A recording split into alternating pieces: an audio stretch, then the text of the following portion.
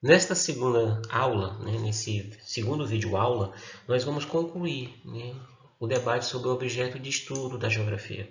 Então, lembrando que o objeto de estudo da geografia é o espaço geográfico. Esse espaço ele é o resultado da combinação entre os elementos naturais e os elementos construídos pelo ser humano, né, seus fixos, as pessoas, as mercadorias, as finanças, tá, o sistema de transporte, o sistema de comunicação. Ou seja, os fixos e os fluxos vinculando, combinando-se com os elementos naturais. Tá?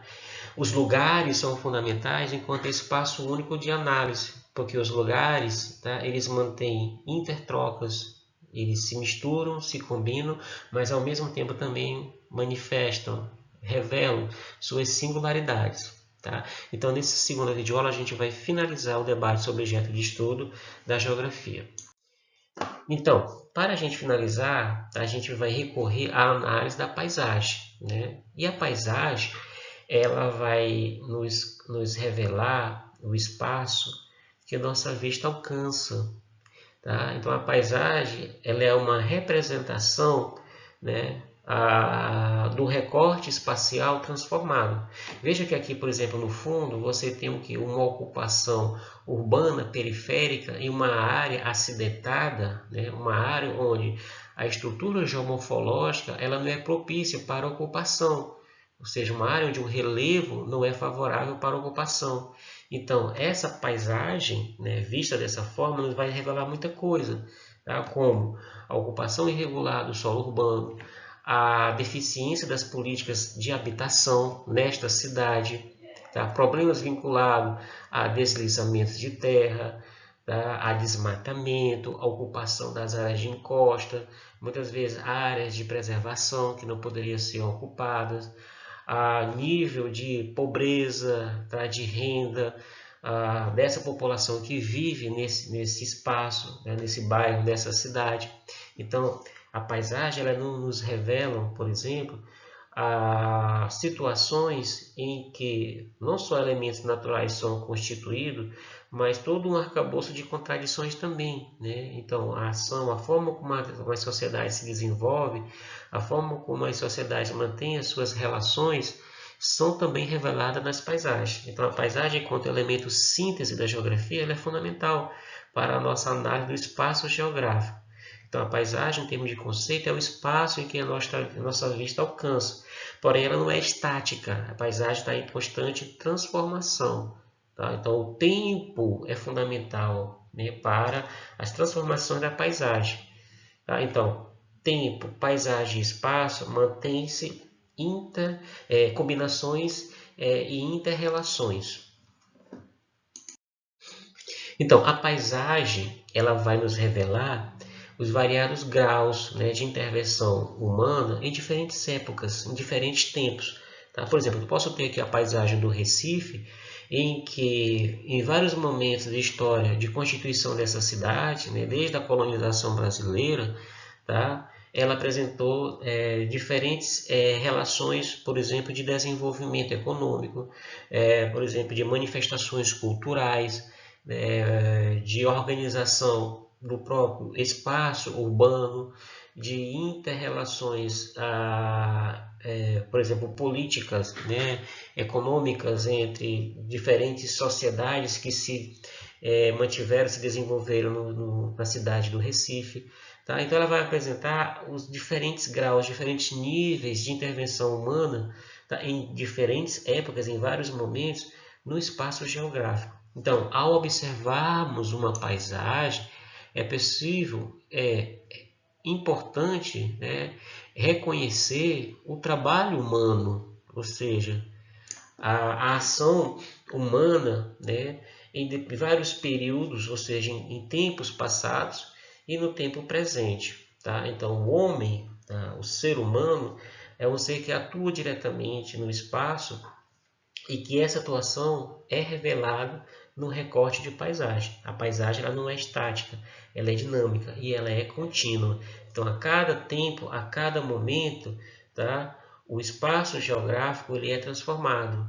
E essas transformações são reveladas na paisagem, e essas paisagens elas são muito dinâmicas, né? Então, elas não são estáticas, tá? Elas são dinâmicas. E para explicar as transformações na paisagem, os geógrafos utilizam de escalas de tempo, né? Então, tem o tempo histórico, né, que é contado em séculos e assinala fatos históricos marcantes, como, por exemplo, as revoluções industriais, né, as grandes revoluções importantes, né, que ocorreram na história das sociedades. Tá? Então, elas são contadas em séculos e foram determinantes também, né, para mudanças na configuração dos espaços geográficos. Então, nós tivemos a primeira, segunda e terceira revolução industrial, inclusive foram fundamentais para uma organização dos níveis de desenvolvimento dos países, né? Nós temos também o tempo cíclico, tá? Que marca a ocorrência de um fenômeno que se repete em ciclo, por exemplo, migrações, né, que ocorrem geralmente em determinados períodos. Por exemplo, a migração pendular, né, que é a migração, por exemplo, para trabalho, para estudo. Uma pessoa mora na cidade e trabalha ou estuda em outra cidade e faz aquela migração todo dia. Todo dia ela sai da sua cidade de origem para trabalhar, ou para estudar, ou para buscar, por exemplo, um atendimento médico, tá? Então ela volta para a sua cidade. Então, se for a trabalho ou a estudo, é todo dia, então é diariamente. Então você tem esse fenômeno que se repete ciclicamente, todo dia, cotidianamente. Então é um tempo cíclico, tá? É instantâneo. Nós temos o tempo geológico, esse aqui já marca acontecimento de duração muito longa, né? Calculado em eras e períodos. Tá? E aqui eu tenho dois exemplos, né? Nessas lâminas aqui de imagem. Eu posso ter, por exemplo, uma análise de tempo geológico, né? Para essa paisagem. Né? Então aqui eu tenho um cânion de Itabiezinho, né? Que está localizado no Rio Grande do Sul, em que, para me entender essa dinâmica da paisagem, eu preciso recorrer à evolução desse espaço aqui, da sua estrutura geológica, da forma como se configurou esse relevo. Então, eu vou fazer uma análise mais profunda, tendo como base o tempo geológico. Já nesse outro aqui, eu vou ter uma análise mais cíclica, né? Porque aqui é um recorte espacial da faixa litorânea da cidade de Fukushima, no Japão, em que sofreu um tsunami no ano de 2011. Então, aqui eu tenho um antes e depois do evento, né, do evento natural, que foi o tsunami, em que essa análise cíclica, tá, vai me demonstrar mudanças na configuração da paisagem, né, da faixa de ocorrência aqui, de acontecimento do fenômeno. Então, eu tenho aqui o momento A, que é o momento antes da influência, da chegada, né, da ocorrência do tsunami, tá? E um momento B, aqui uma imagem B, que é pós-tsunami. Então, o desastre causado pelo tsunami, tá, impactou diretamente, né, numa reconfiguração da paisagem. Tá? Então, aqui eu tenho um tempo cíclico, né, que dá ação desse fenômeno. Tá bom? Por fim, é preciso compreender, né, novos olhares, né, sobre a análise do espaço geográfico. O geógrafo Milton Santos, né, no final dos anos 90, ele apresentou o conceito de meio geográfico. Tá? Esse meio geográfico ele é um espaço que ele é construído, né, em função do avanço da globalização no mundo. Então, a globalização, tá, ela impulsionou a configuração de novos espaços, né, que ele chamou de espaços luminosos e espaços opacos. Por quê? Porque quanto maior o nível de modernização e desenvolvimento, por exemplo, econômico de um lugar ou de um país, tá, mais luminoso é esse espaço na economia mundial, né, no sistema político global. Só que tudo isso, né, só foi possível em função do avanço da técnica, da ciência e da informação.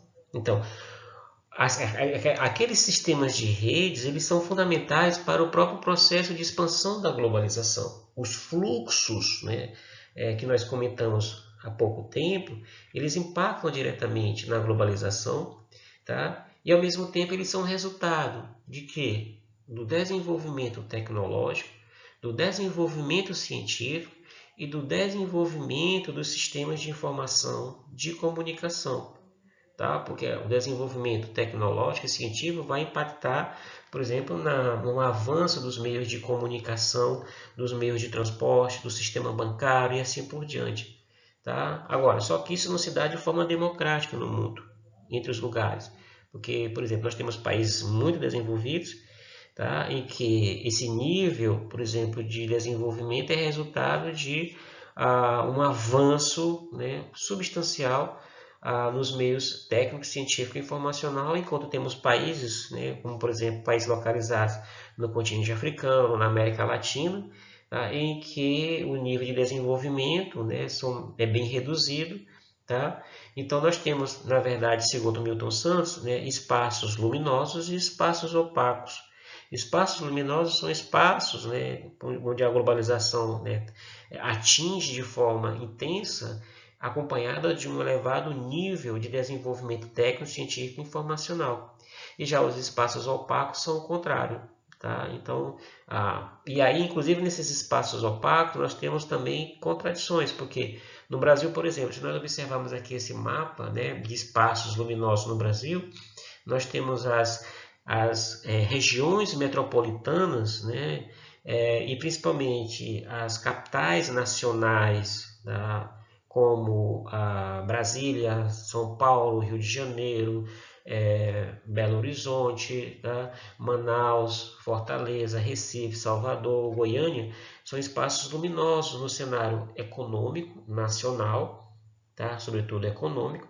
Então há diferenciações desses territórios, ok?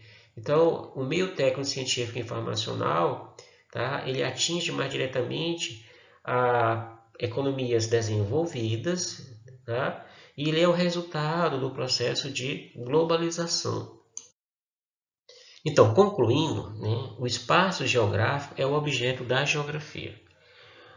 Esse espaço geográfico ele é o resultado dessa combinação entre os elementos naturais e os elementos produzidos pelo homem, as pessoas, tá? A combinação também com a utilização, com a expansão dos chamados fluxos, né? Então, fluxo de pessoas, fluxo de mercadorias, fluxo de matérias-primas, fluxo de serviços, tá? Fluxo de capitais. Isso impulsionado, né, pelo avanço da ciência, pelo avanço das técnicas e pelo avanço das comunicações. Tá? Então, para se entender tudo isso, é preciso ter um olhar sobre as paisagens. Então, a paisagem é o recorte espacial, né, em que os elementos naturais e culturais, né, se desenvolvem, se combinam e se reproduzem. Tá? Então, o espaço geográfico é o objeto de análise da geografia.